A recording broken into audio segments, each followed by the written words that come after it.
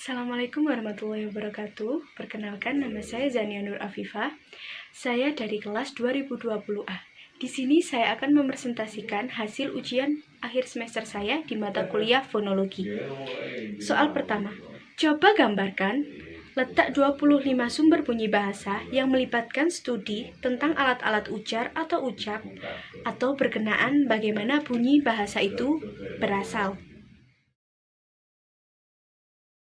Yang pertama, tenggorokan, yang kedua, pita suara, yang ketiga, epiglotis, yang keempat, akar lidah, yang kelima, rongga tekak, yang keenam, belakang lidah, yang ketujuh, anak tekak, yang kedelapan, lelangit lembut, yang kesembilan, rongga mulut, yang kesepuluh, tengah lidah, ke-11, gusi, ke-12, dagu atau rahang, yang ke-13 gigi bawah, yang ke-14 gigi atas, yang ke-15 bibir bawah, yang ke-16 bibir atas, yang ke-17 ujung lidah, yang ke-18 depan lidah, yang ke-19 lelangit keras, yang ke-20 rongga hidung. Soal yang nomor 2, klasifikasikanlah unsur pembentuk bunyi vokal mulai dari tinggi, rendahnya lidah, bagian lidah yang bergerak, dan bentuk bibir. Yang pertama, vokal tinggi atau atas dibentuk apabila rahang bawah merapat sedikit dari rahang atas, seperti E dan O.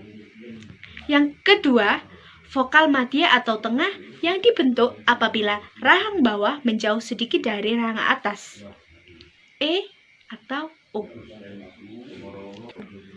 Vokal rendah atau bawah yang dibentuk apabila rahang bawah diundurkan lagi sejauh-jauhnya, A. Pembentukan bunyi vokal berdasarkan bagian lidah yang bergerak. Yang pertama, vokal depan yakni vokal yang dihasilkan oleh gerakan turun naiknya lidah bagian depan seperti I dan E. Yang kedua, vokal tengah yakni vokal yang dihasilkan oleh gerakan lidah bagian tengah, misalnya A. Vokal belakang yakni vokal yang dihasilkan oleh gerakan turun naiknya lidah bagian belakang atau pangkal lidah seperti U dan O. Jelaskan apa yang dimaksud dengan A. Konsonan hambat letup. Ialah konsonan yang terjadi dengan arah arus udara, kemudian hambatan itu dilepaskan secara tiba-tiba. Jadi, strukturnya rapat kemudian dilepaskan tiba-tiba. Struktur rapat yang pertama disebut dengan hambatan, sedangkan struktur pelepasan yang kedua disebut dengan letupan. Yang B, konsonan nasal atau sengau adalah fonem yang direalisasikan melalui bantuan rongga hidung. Dalam kebanyakan bahasa, fonem nasal yang paling banyak dijumpai adalah M, N, terdapat pula beberapa fonel nasal lainnya yang relatif jarang dijumpai. C. Konsonan paduan atau ites adalah konsonan hambat jenis khusus tempat artikulasi ialah ujung lidah dan artikulasi pasifnya adalah gusi bagian belakang.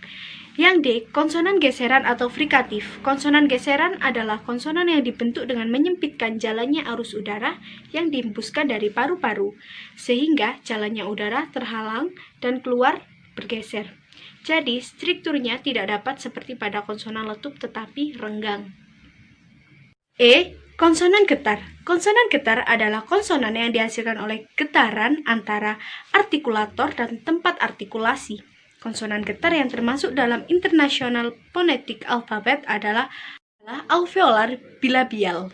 F. Konsonan sentuhan, flap atau tap, atau kadang disebut juga dengan konsonan kepak atau konsonan hempas adalah konsonan yang dihasilkan dengan artikulator menyentuh sesaat titik artikulasi, misalnya konsonan R pada bahasa Jepang. G. Konsonan sentuhan kuat. Konsonan sentuhan kuat adalah konsonan yang pembentukannya pada prinsipnya sama dengan konsonan sentuhan tap. Soal nomor 4. Apakah yang dimaksud dengan pengaruh bunyi? Pengaruh bunyi adalah pengaruh akibat dari pembentukan kata, entah dari awal kata, tengah kata, atau akhir kata, yang menentukan perwujudan bunyi tertentu yang mengakibatkan suatu kata itu fonem atau bukan fonem. Pengaruh bunyi kuat sekali, saking kuatnya dengan konsonan dan vokal yang akan menjadi dasar dari pembentukan bunyi. Soal nomor 5. Jelaskan pengaruh bunyi akibat distribusi. Pengaruh bunyi karena distribusinya pada awal kata, tengah kata, dan akhir kata sering menentukan perwujudan bunyi. Soal nomor 6. Identifikasikanlah transkripsi dan transliterasi bunyi. Transkripsi dan transliterasi dalam pelaksanaannya bunyi bahasa tidak bisa terlepas dari bunyi lain. Alat ucap selalu bersama dengan alat cara yang lain. Alat ucap dalam membentuk bunyi bahasa yang satu dengan alat ucap dalam membentuk bunyi yang lain berpengaruh dan mempengaruhi, baik pada kegiatan dalam bentuk bunyi yang mengikutinya. Di samping itu, kondisi yang mempengaruhi pelaksanaan bunyi bahasa itu ialah distribusinya. Realisasi suatu bunyi bahasa pada awal kata atau di tengah kata misalnya sering berbeda dengan realisasi bunyi pada akhir kata. Dalam kegiatan belajar ini akan dibahas pengaruh bunyi bahasa. Terima kasih. Soal nomor 7. Apakah yang dimaksud dengan bunyi supramental? Bunyi supramental adalah bunyi yang menyertai bunyi segmental antara lain berupa tekanan, nada, dan intonasi. Soal nomor 8. Definisikanlah pengertian dari A. Dasar bukti identitas sebuah fonem adalah yang disertai fungsi pembeda makna yang terkandung dalam satuan bunyi bahasa. B. Mengacu pada ciri-ciri tertentu dalam membedakan suatu kata. C. Adalah teramalkan dari lingkungan. D. Cara menentukan fonem atau bukan fonem. Soal nomor 9. Apakah yang dimaksud dengan premis dan hipotesis kerja suatu fonem? Premis adalah pernyataan yang berhubungan dengan suatu hal yang dijadikan sebagai landasan kerja. Sedangkan hipotesis adalah simpulan yang bersifat sementara dan harus dibuktikan kebenarannya. Soal nomor 10. Sebutkanlah beberapa oposisi dari suatu fonem. Paku, buku, sama dengan bunyi P merupakan fonem karena dapat membedakan makna sehingga dapat ditulis fonem P. Begitu juga dengan bunyi B, merupakan fonem karena dapat membedakan makna sehingga dapat ditulis fonem B. Bunyi L merupakan fonem bunyi L pada kata laku dapat membedakan makna sehingga dapat ditulis dengan fonem M. Demikianlah presentasi dari saya. Sekian, wassalamualaikum warahmatullahi wabarakatuh.